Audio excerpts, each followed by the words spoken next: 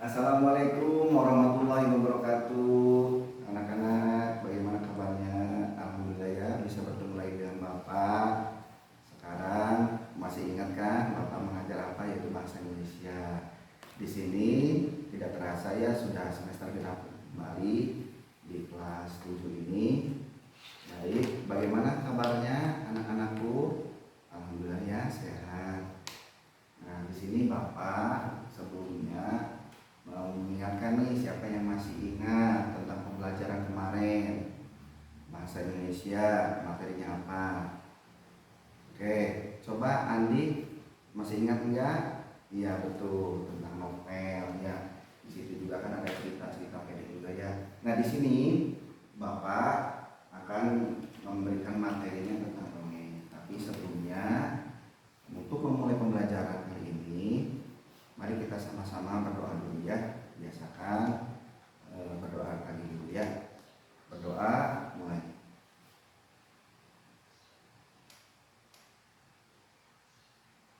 Alhamdulillah selesai ya.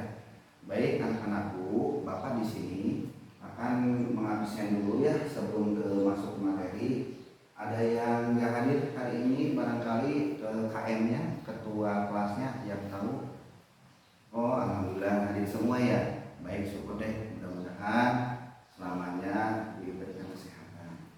Baik, untuk mempersingkat waktu aja ya, Bapak akan memberikan sedikit ulasan materi kali ini, yaitu tentang dongeng. Nah, di sini dongeng itu mungkin anak-anak tahulah dongeng yang biasanya sama ibu sebelum tidur, sama bapaknya dongeng dibacain ya, buku-bukunya banyak sekali tuh di mana-mana selalu ada ya buku-buku tentang dongeng, karena dongeng itu membuat suasananya tenang, nyaman dan damai. Nah, di sini dongeng sendiri kita harus tahu nih apa sih dongeng itu. Oke, saya Bapak jelaskan juga ya.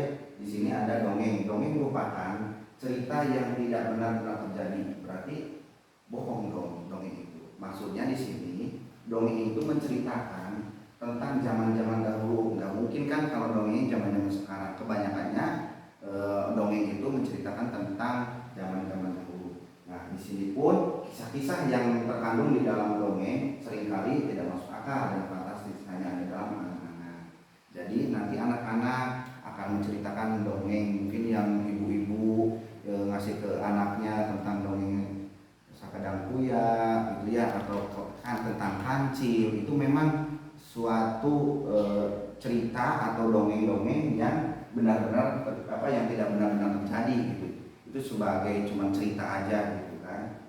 Baik, dilanjutkan ya. Bapak akan jelaskan juga apa sih langkah-langkahnya menentukan informasi dalam teks dongeng fantasi. Nah, dalam langkah-langkah menentukan informasi dalam teks dongeng fantasi ini, yang pertama membaca dongeng fantasi secara keseluruhan, terus mencatat tokoh dan perwatakannya.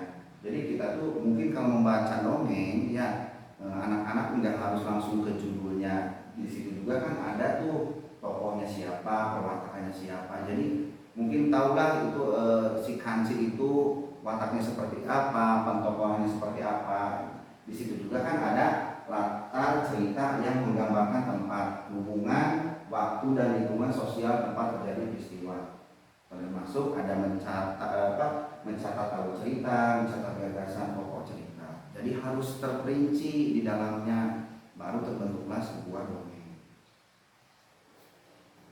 Nah, di sini dalam dongeng tersebut ada unsurnya ya, unsur intrinsik dongeng. Di sini kan pasti kan anak-anak mengetahui nih tentang apa temanya. Di situ kan ada tema. Temanya ada ide dasar, ide pokok atau gagasan yang menjiwai keseluruhan cerita. Di situ juga ada latar. Latar kan berarti kan menentukan tempat dan waktu kejadian dalam cerita. Nah, dalam cerita itu contoh nih si kancil. Nah, dalam ceritanya itu otomatis kan ada tempatnya di mana, waktunya kapan, kejadiannya. Dalam tokohnya pun di sini pelaku dalam sebuah cerita.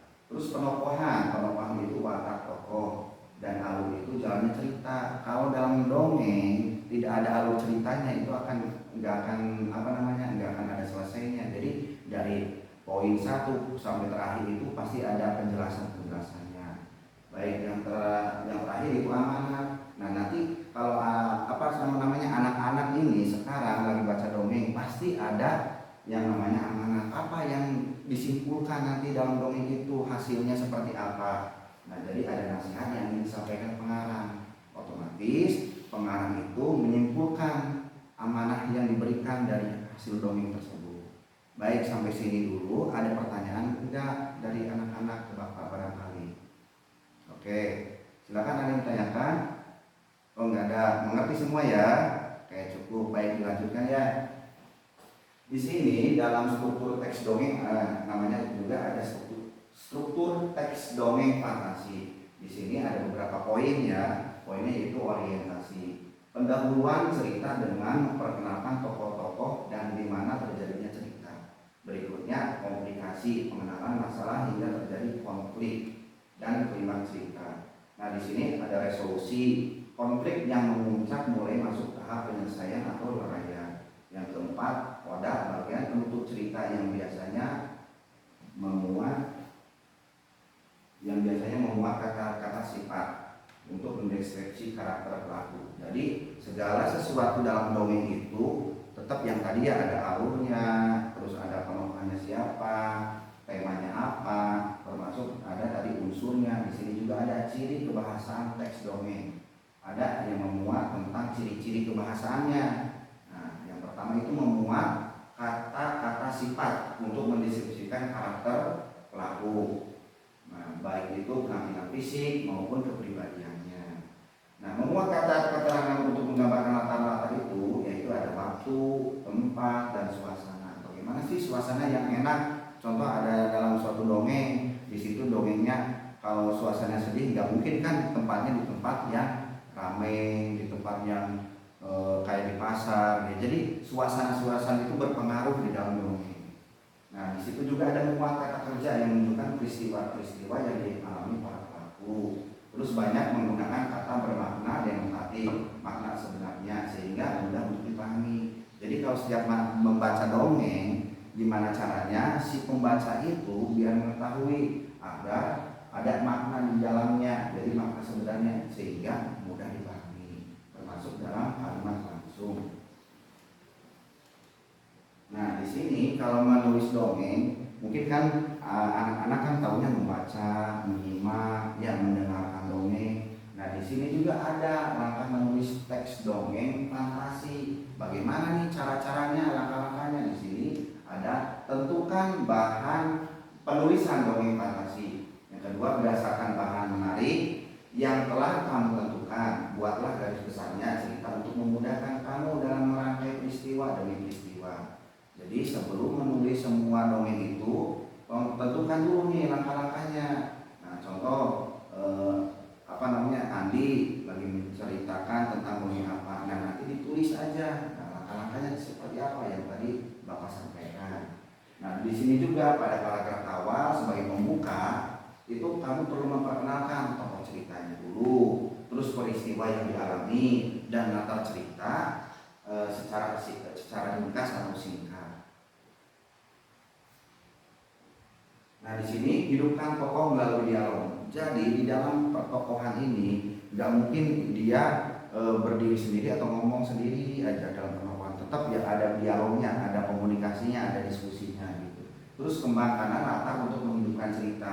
Jadi dalam cerita si dongeng tersebut nggak mungkin tujuannya yang itu aja. Jadi ada perkembangan, menceritakan A dengan B, C dengan D begitu ya. Terus ciptakan masalah yang mampu memicu konflik serius antar tokoh. Jadi jelas ya, harus ada permasalahan dan ada konfliknya. Permasalahannya apa dulu. Dan akhirnya konflik itu antar tokoh. Jadi setiap dongeng pasti berawal dari suatu cerita, terus ada pertengahan, ada konflik, di situ terakhirnya pasti ada penyelesaian di akhir. Gak mungkin seolah-olah dalam dongeng itu di tengah jalan sudah tidak ada endingnya. Nanti endingnya kayak gimana? Nanti si pembaca tidak akan ngerti ini hasilnya, endingnya seperti apa di akhir ceritanya. Jadi harus ada secara konflik menyeluruh, diakhiri juga penyelesaian. Nah, selesaikan dongeng fantasi dengan menyisipkan amanah. Tetap setiap dongeng itu harus ada pesan moral, harus ada amanahnya. Jadi contoh nih, siapa namanya?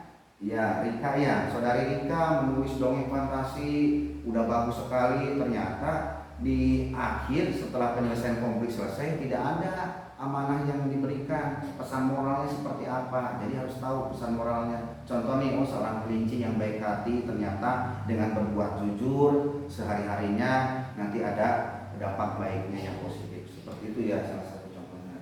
Terus juga yang terakhir, buatlah judul yang menarik. Ya, judul yang menarik untuk merangsang rasa ingin tahu membaca pada isi dongeng fantasi. Jadi jangan seolah-olah menulis dongeng membuat judul yang biasa-biasa aja. Justru karena dengan judulnya yang menarik, nah, orang-orang sebagai pembaca dongeng tersebut pasti senang nih, penasaran nih isi dongengnya apa, gitu ya.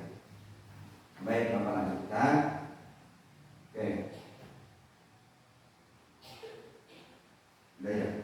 Oke, jadi secara garis besar dalam dongeng ini Bapak tadi sudah jelaskan salah satu yaitu dongeng itu menceritakan tentang segala sesuatu yang tidak benar-benar terjadi. Berarti kalau bahasa sekarang mah halu lah gitu ya. Jadi cuma sekedar ini mencerita doang. Padahal secara garis besar kisah nyatanya tidak ada. Beda lagi dengan kayak novel atau cerpen, cerita pendek, itu bisa aja seperti peristiwa terjadi. Jadi intinya kalau dongeng itu cuma segala yang mewujudkan peristiwa-peristiwa yang bisa si pengarang atau si penulis itu benar-benar menceritakan tentang peristiwa tapi itu tidak akan terjadi. Begitu ya. Ada yang ditanyakan sampai terakhir tadi Bapak jelaskan? Baik, Saudari Alif, ada yang ditanyakan? Tidak ya, cukup ya. Oke, nanti minggu depan coba kita belajar lagi tentang dongeng, tapi bab berikutnya yaitu bagaimana cara membuat dongeng yang baik dan benar. Ya, tadi udah dikasih tahu langkah-langkahnya. Gitu aja ya. Baik, tadi sudah Bapak paparkan ya materi-materi untuk hari ini. Terima kasih. Nanti kita bertemu lagi minggu depan tetap di bab yang ini tentang materi dongeng. Itu aja, sekian dari Bapak. Assalamualaikum warahmatullahi wabarakatuh.